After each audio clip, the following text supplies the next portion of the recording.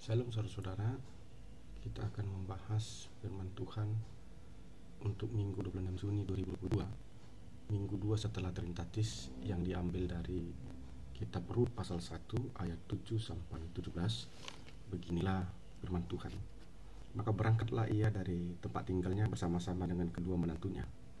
Ketika mereka sedang di jalan untuk pulang ke tanah Yehuda, berkatalah Naomi kepada kedua menantunya, "Pergilah, pulanglah masing-masing ke rumah ibunya. Tuhan kiranya menunjukkan kasih-Nya kepadamu, seperti yang kamu tunjukkan kepada orang-orang yang telah mati itu dan kepadaku. Kiranya atas karunia Tuhan kamu mendapat tempat perlindungan masing-masing di rumah suaminya." Lalu diciumnyalah mereka, tetapi mereka menangis dengan suara keras dan berkata kepadanya, "Tidak, kami ikut dengan engkau pulang kepada bangsamu." Tetapi Naomi berkata, "Pulanglah anak-anakku, mengapakah kamu turut dengan aku? Bukankah tidak akan ada lagi anak laki-laki yang kulahirkan untuk dijadikan suamimu nanti? Pulanglah anak-anakku, pergilah, sebab sudah berlalu tua aku untuk bersuami. Seandainya pikirku ada harapan bagiku, dan sekalipun malam ini aku bersuami, bahkan sekalipun aku masih melahirkan anak laki-laki, masakan kamu menanti sampai mereka dewasa? Masakan karena itu kamu harus menahan diri dan tidak bersuami? Janganlah kiranya demikian, anak-anakku. Bukankah jauh lebih pahit yang aku alami daripada kamu? Sebab tangan Tuhan racun terhadap aku." Menangis pula mereka dengan suara keras. Lalu Orpa mencium mertuanya itu, minta diri, tetapi Rut tetap terpaut padanya. Berkatalah Naomi, "Telah pulang iparmu kepada bangsanya dan kepada para allahnya. Pulanglah mengikuti iparmu itu." Tapi kata Rut, "Janganlah mendesak aku meninggalkan engkau dan pulang dengan tidak mengikuti engkau. Sebab kemana engkau pergi, ke situ jugalah aku pergi. Dan di mana engkau bermalam, ke situ jugalah aku bermalam. Bangsamulah bangsaku dan Allahmulah Allahku.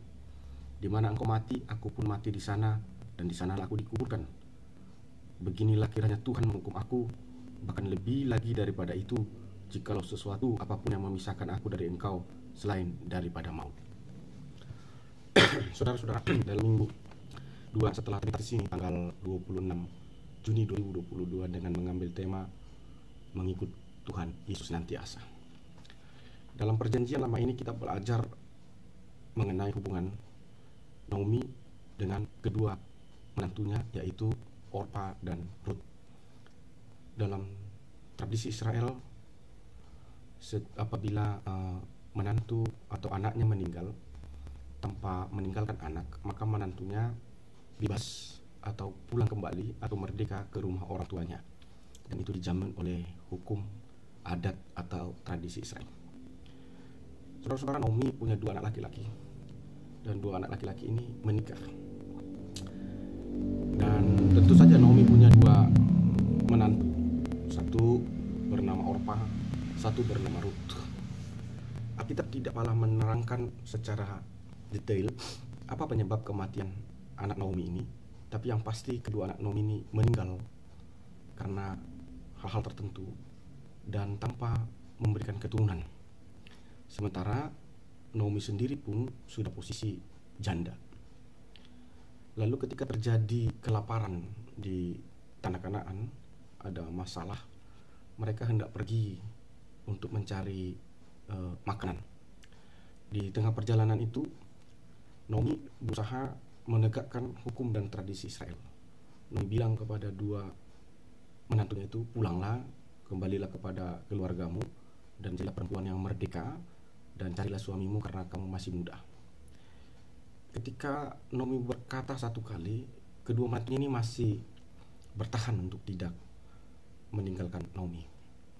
Lalu ketika Naomi berkata kedua kali, maka Orpa akhirnya duduk dan permisi untuk meninggalkan Naomi. Apakah Orpa salah di sini? Tidak. Secara sosial, secara hukum adat, Orpa tidak salah, dan dia tidak melakukan satu pelanggaran di sana. Lalu Rut tidak pergi. Lalu Naomi mencoba ketiga kalinya untuk mengatakan, "Lalu kamu kenapa belum pergi? Pergilah." Nah, ini yang mencengangkan sekali daripada Rut. Rut berkata kepada Naomi, "Jangan desak aku. Sekalipun anakmu sudah meninggal dan tidak memberikan keturunan kepadaku, engkau tetap akan kuikuti. Bangsamulah bangsaku, Allahmulah Allahku. Kemana kau pergi, ke situlah aku." Dan akhirnya memang Rut mengikuti Naomi. Saudara-saudara, sesuai dengan tema minggu ini, pengikut Tuhan Yesus yang senantiasa. Kita sedang diajak teks ini untuk mengikuti Yesus, seperti Ruth mengikuti mertuanya Naomi. Sekali kita benar secara sosial, sekalipun kita memiliki kebebasan untuk mengatakan ya dan tidak, tetapi kita tidak memakai alasan itu untuk berkompromi dalam mengikuti Yesus.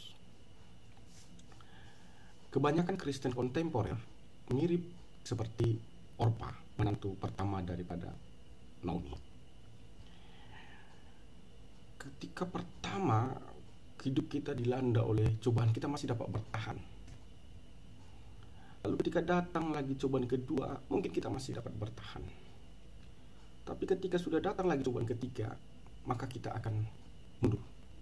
Dan kita mungkin menggunakan berbagai dalil untuk itu, sebagai alasan untuk kemunduran itu. Tetapi dia justru berkata, jangan pojokkan aku. Aku tidak mau terpojok dengan itu. Pokoknya aku akan tetap ikut engkau. Ruth tidak menggunakan haknya, tidak menggunakan kebebasannya untuk menjadi alasan menunjukkan kesetiaannya kepada mertuanya. Dan teks ini mengajak kita agar kita juga seperti Ruth dalam mengikut Yesus. Kita tidak boleh menggunakan alasan kebebasan kita. Kita tidak boleh menggunakan dalil kebenaran adat kita, kebenaran status sosial kita untuk pasang surut dalam mengikut Yesus. Ruth mengesampingkan hal-hal yang normatif untuk menunjukkan kesetiaannya kepada mertuanya Naomi. Saudara, apakah kita bisa menjadi seorang Kristen yang mengesampingkan hal-hal yang normatif untuk menunjukkan kesetiaan kita mengikut Tuhan Yesus? Mungkin kita bertanya, apa yang dimaksud dengan hal-hal yang normatif? Sering sekali saudara-saudara, karena tuntutan kebutuhan hidup seperti pekerjaan, kita jadikan alasan untuk tidak tunduk atau untuk tidak menunjukkan kesetiaan kita kepada Tuhan Yesus. Tentu ada banyak orang yang tidak menunaikan ibadahnya pada hari Sabat karena alasan cari makan kerja. Sering sekali karena alasan-alasan budaya, adat, kita gunakan sebagai alasan, sebagai dalil untuk tidak menunjukkan kesetiaan kita mengikut Tuhan Yesus. Contohnya, sering sekali kita menjadikan alasan pesta adat atau ulang adat untuk tidak menunjukkan kesetiaan kita kepada Tuhan Yesus. Sering sekali kita menggunakan alasan-alasan emosional untuk tidak menuaikan peribadatan kita kepada Tuhan Yesus. Contoh, ada banyak orang yang tidak punya waktu berdoa karena suasana hatinya tidak baik. Ada banyak orang karena dia lagi galau, dia dijadikannya itu alasan untuk tidak bersekutu, memuji dan memuliakan Tuhan. Dan menurut saya, gereja didominasi oleh tipe kekristenan seperti ini.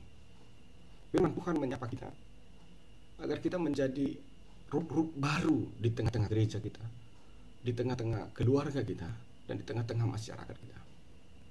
Bagaimana kita menjadikan Allah sebagai prioritas utama dan selebihnya itu menjadi prioritas sekunder saja, sehingga Allah itu yang kita utamakan. Kita berkata bahwa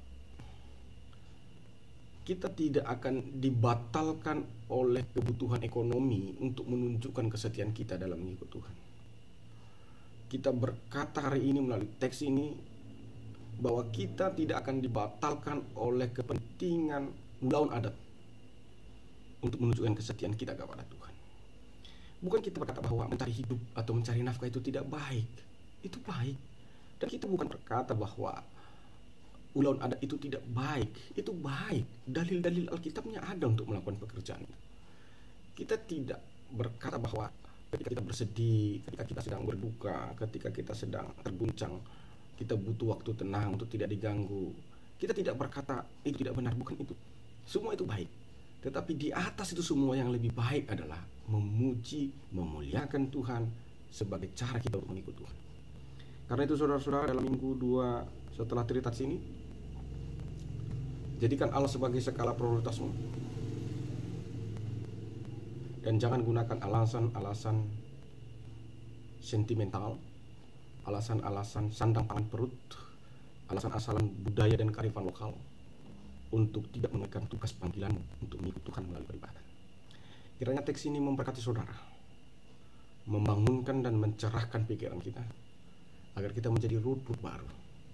Karena Rut dalam teks ini, karena kesetiaannya kepada Naomi, Tuhan membuka jalan kepadanya. Akhirnya dia mendapat suami yang juga satu keluarga daripada suami, atau satu marga dengan suaminya terdahulu, atau masih keluarga dengan suaminya Naomi, bernama Boas, dan dia orang yang cukup berada. Dan akhirnya Rut bahagia karena upah dari kesetiaan adalah the good future, masa depan yang baik. Tetapi upah daripada pengkhianatan adalah the bad future, adalah masa depan yang buruk.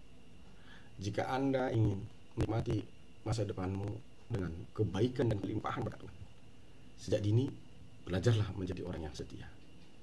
Setia kepada Tuhan yang pertama.